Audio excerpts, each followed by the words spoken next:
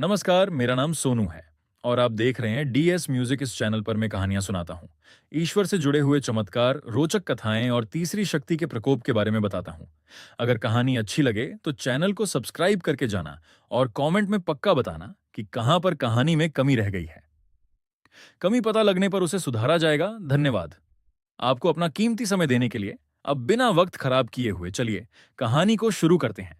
ये कहानी गुड़गांव के एक छोटे से गांव की है, जहां सोनू नाम का एक लड़का अपने परिवार और दो भाइयों पवन और ब्रह्म के साथ रहता था। कहानी पवन और सोनू की शादी के इर्द गिर्द घूमती है, जो राजस्थान के भरतपुर जिले के एक छोटे से गांव में तय हुई थी। जैसे जैसे शादी करीब आ रही थी, घर में खुशियों का माहौल था। लेकिन एक रात जब सोनू की पत्नी और भाभी ब्यूटी पार्लर से लौट रही थीं, तो एक पीपल के पेड़ के पास से उन्हें पायलों की आवाज सुनाई दी। जैसे जैसे वे तेज चलने लगीं, वह आवाज और भी करीब आने लगी। उनके पास सुरक्षा के लिए लोहे की एक कील थी, जिसे सोनू की पत्नी गलती से वहीं छोड़ आई। शादी के बाद सोनू अपनी नौकरी पर चला गया। कुछ महीनों बाद जब वह घर लौटा, तो अपनी पत्नी की हालत देखकर दंग रह गया। उसका वजन 60 किलो से घटकर 35 से 40 किलो रह गया था। घर वालों को लगा कि शायद नई जगह और नए घर की वजह से उसका मन नहीं लग रहा है और वह ठीक से खाना नहीं खा रही है। सोनू ने भी सोचा कि अच्छे खान पान से उसकी सेहत फिर से सुधर जाएगी। कहानी तब एक नया मोड़ लेती है जब परिवार फैमिली प्लानिंग के बारे में सोचना शुरू करता है और सोनू की पत्नी उनकी पत्नी अचानक ऐसी बातें करने लगीं जो उन्होंने पहले कभी नहीं सुनी थीं। उस समय उनकी पत्नी गर्भवती थीं। गर्भावस्था के 7वें या 8वें महीने में वह अचानक घर के दरवाजे पर बेहोश हो गईं। पूछने पर उन्होंने इसे कमजोरी बताकर टाल दिया। बाद में पता चला कि उनकी पत्नी के अंदर उनकी एक पुरानी क्लासमेट प्रियंका की आत्मा आ गई थी। प्रियंका की शादी हो चुकी थी, लेकिन वह अपने ससुराल नहीं जा पाई थी और एक रहस्यमयी तरीके से उसकी मृत्यु हो गई थी। मुख्य घटनाएं। आत्मा का खुलासा। लेखक के छोटे भाई ने जब उस आत्मा से कड़ाई से पूछताछ की, तो उसने बताया कि वह अपनी अधूरी इच्छाएं पूरी करने के लिए पत्नी के शरीर में आई है।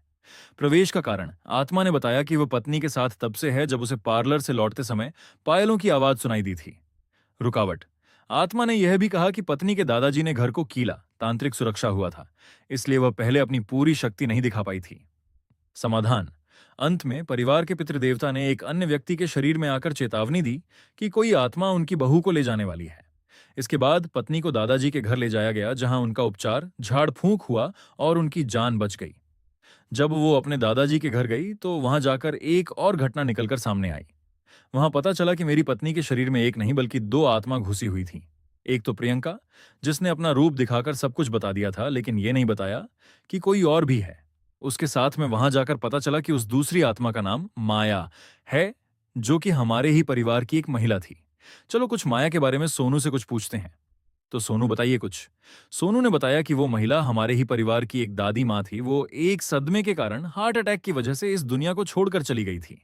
इससे पहले माँ माया मेरी बहन के शरीर में भी एक बार अपनी मौजूदगी महसूस करा चुकी है, लेकिन एक और हमने अपनी माँ माया को अपनी बहन के शरीर के अंदर महसूस किया थे, तो हमारे ही घर की बात है। मेरी बहन थोड़ी डरी डरी सी रहती थी और चुप अंधेरे वाले कमरे में जाती थी बार बार, और बुलाने के बावजूद वो बहुत देर बाद आती थी। हमने उससे पूछा कि तुझे क्या समस्या है, तो वो कुछ बताती नहीं थी। एक दिन वो हमारे साथ में खाना खा रही थी, तो हमने नोटिस किया कि वो आम आदमी से बहुत अधिक मात्रा में खाना खा रही है और कुछ देर बाद बोलती है कि मुझे भूख लग रही है। तो ये सब हमने हमारे दादाजी को बताया। ये हमारे दादाजी भी एक भगवान के एक अच्छे भक्त हैं। उनके पास भी कुछ सिद्धियां हैं। तो दादाजी ने जब उससे पूछा तो उसने कुछ नहीं बताया, लेकिन जब दादाजी ने गंगा जल को बहन के ऊपर डाला तो वो चीखने लगी, चिल्लाने लगी और अपने बारे में सब बताने लगी। ये सब होने के बाद दादाजी ने उससे पूछा कि तू इसके शरीर में क्यों और कैसे आई। उसने बताया कि वो कुछ अधूरी इच्छाओं के साथ मरी थी और उस दूसरी आत्मा के माध्यम से मैं इस समय में इसे दिखाई देने लगी थी। जब मैंने घर में प्रवेश किया था, तो जब ये मुझे देख पा रही थी तो मुझे लगा कि अब इसके शरीर के माध्यम से मेरी अधूरी इच्छाएं पूरी हो सकती हैं। इसीलिए मैं इस बच्ची के शरीर में आई। दादाजी ने माँ को बोला कि तुझे शर्म आनी चाहिए कि तू अपनी ही बच्ची को और अब अपनी बहू को परेशान कर रही है। शर्म नहीं आती तुझे? ये सब करते हुए इन्होंने तो तेरा हमेशा साथ ही दिया था, तो तू फिर इन सब को परेशान क्यों कर रही है बाबा?